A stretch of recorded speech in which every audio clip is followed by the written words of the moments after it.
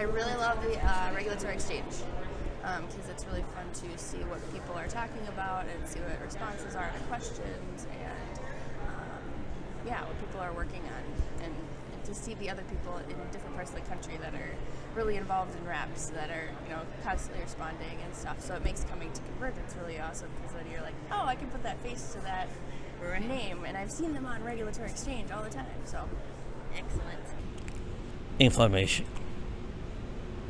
because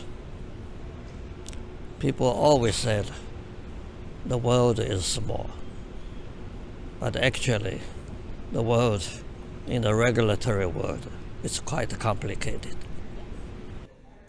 Being part of RAPS and the annual planning meeting is amazing. Getting to dive in, meet different people, think about the industry. So being part of RAPS, and one of my absolute daily things is regulatory focus. Without that, that's a baseline for Reg and Tell and what I need to know. It's such a succinct capture of information, and it also highlights how information should be communicated succinctly. I think it's the network and the community aspect of it. I really, I feel like when I come to Convergence, I know more and more people every year, and of course the RAP staff is, they're there to support me and help me and answer questions I have.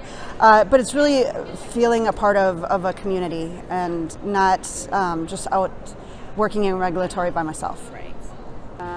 The newsletter, the publications for sure, the books, though they're a little pricey, but I like the books. They're very good, a lot of good information. The Twitter feeds that have all the information that comes through, I think that those are really good.